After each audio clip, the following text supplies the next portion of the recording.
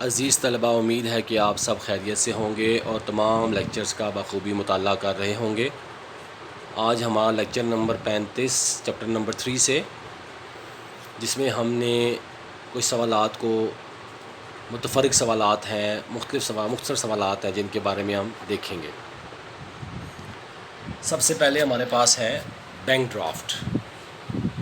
Bank draft, جیسا کہ آپ جانتے بھی ہیں کہ بینک ڈرافٹ بینک کی جاری کردہ ایک ایسی دستاویز ہوتی ہے جس کے ذریعے لوگ اپنی رقم کو ایک جگہ سے دوسری جگہ منتقل کرتے ہیں، اور جب بھی یہ رقم ایک جگہ سے دوسری جگہ منتقل کرتے ہیں تو یہ رقم بحفاظت دوسری جگہ منتقل ہو جاتی ہے۔ کوئی بھی شخص کسی بھی بینک میں جا کر اپنی رقم کے عوض دوسرے بینک کے نام پر ڈرافٹ جاری کروا سکتا ہے۔ اس طرح سے دوسرا بینک اس ڈرافٹ کے بدلے جس فرد کے نام پر ڈرافٹ ہو درج کی گئی رقم جاری کر سکتا ہے۔ دوسرے الفاظ میں کہ اگر ہم اس طرح کہیں کہ ڈرافٹ حاصل کرنے والا پہلے ایک بینک میں رقم جمع کرواتا ہے، اس کے بدلے بینک اپنی شاخ یا کسی دوسرے بینک کے نام ڈرافٹ حاصل کرنے والے کو مطلوبہ رقم کا حکم دے دیتا ہے۔ یہ ڈرافٹ بذریعہ ڈاک بھی ہم متعلقہ شخص کو بھیج سکتے ہیں اور ہاتھ بدستی بھی لے جایا جا سکتا ہے، جس کو ہم بینک میں لے کے جا کر رقم وصول کر سکتے ہیں۔ تو یہ ہوتا ہے بیٹا بینک ڈرافٹ۔ اس کے بعد عزیز طلباء ہم دیکھیں گے نیکسٹ ہمارے پاس ہے کفالتیں یا بانڈز، جس کو ہم کہتے ہیں سیکیورٹیز اور بانڈز۔ حکومت جب بھی عام لوگوں سے اور اداروں سے قرضہ لیتی ہے تو اس کے بدلے میں وہ رسیدیں جاری کرتی ہے یا تحریری وعدہ کر لیتی ہے۔ حکومت کا یہ کفالتیں جاری کرنا کہلاتا ہے۔ عام طور پر ان کفالتوں اور رسیدوں پر یا تحریروں پر قرض دینے والے کا نام، قرض کی رقم، تاریخ ادائیگی اور شرح سود وغیرہ تمام کے تمام درج ہوتی ہیں۔ ان کفالتوں کو اگر ہم اوپن مارکیٹ یا کھلے بازار میں یا اسٹاک مارکیٹ میں بھی بیچ سکتے ہیں اور ان کے عوض رقم وصول کر سکتے ہیں۔ تو یہ ہے عزیز طلباء کفالتیں۔ اس کے بعد ہمارے پاس ہے ڈی بینچرز۔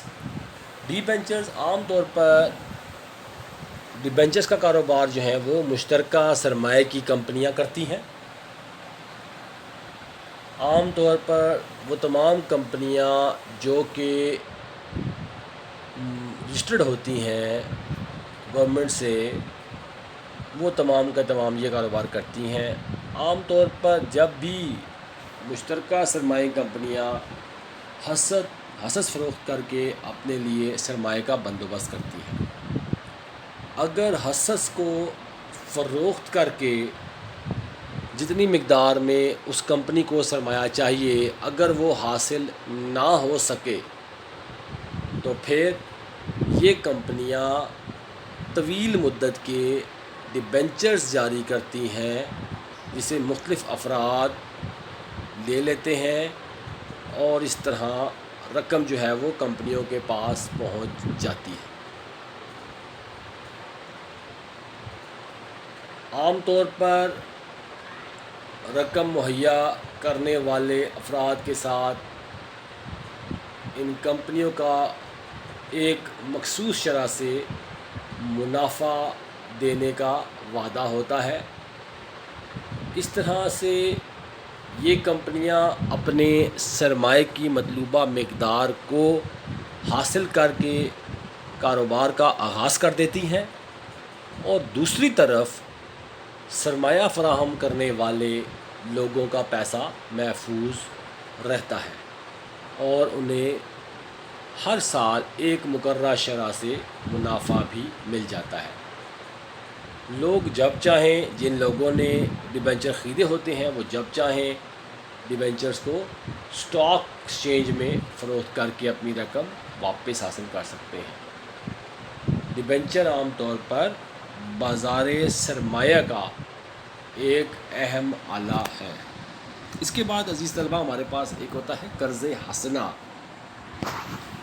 عام طور پر اسٹوڈنٹس کو یا تعلیمی سرگرمیوں کو مکمل کرنے کے لیے مختلف بینک جو ہیں بغیر شرح سود کے دیتے ہیں اس کو قرضہ حسنہ کو، اس کو ہم پراپر دیکھتے ہیں۔ بعض مخصوص حالات میں تجارتی بینک ضرورت مندوں کو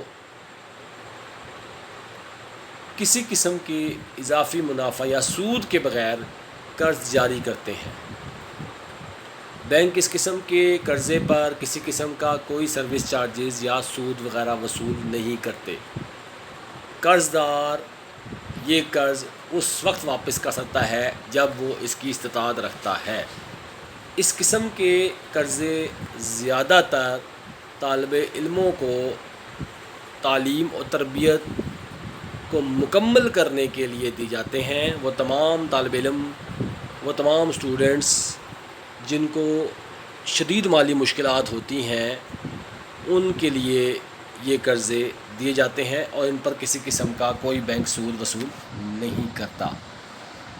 اس کے بعد ہمارے پاس ہیں جی ربا یا سود، جسے ہم انٹرسٹ بھی کہتے ہیں۔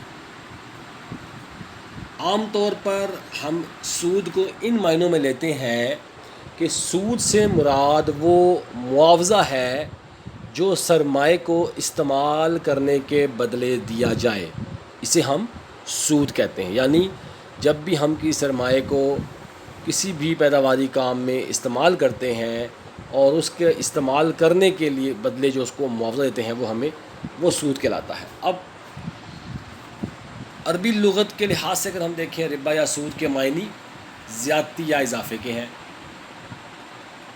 عرب کے لوگ یہ اصطلاح اس زائد رقم کے لیے استعمال کرتے ہیں جو کہ قرض خواہ اپنے قرض دار سے مہلت کے بدلے وصول کرتا تھا، عام زبان میں سود کہتے ہیں۔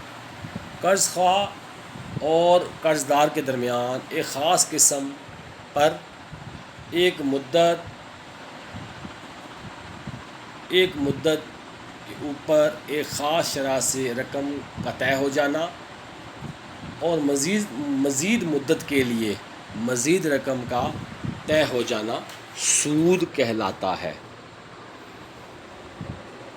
لیکن عام فہم میں ہم یہی کہتے ہیں کہ سرمائے کے استعمال کا معاوضہ سود کہلاتا ہے۔ یعنی جب بھی ہم سرمائے کو مختلف پیداواری سرگرمیوں میں استعمال کرتے ہیں قرض لے کر اور اس کے استعمال کرنے کے بدلے جو اس پر ہم ادا کرتے ہیں وہ سود یا انٹرسٹ کہلاتا ہے۔ اس کے بعد ہمارے پاس ہے بلا سود بینکاری، جس کو انٹرسٹ فری بینکنگ بھی کہتے ہیں، انٹرسٹ لیس بینکنگ کہتے ہیں۔ بلا سود بینکاری سے مراد بینکوں کا ایسا نظام ہوتا ہے جو سود کے بغیر ہو۔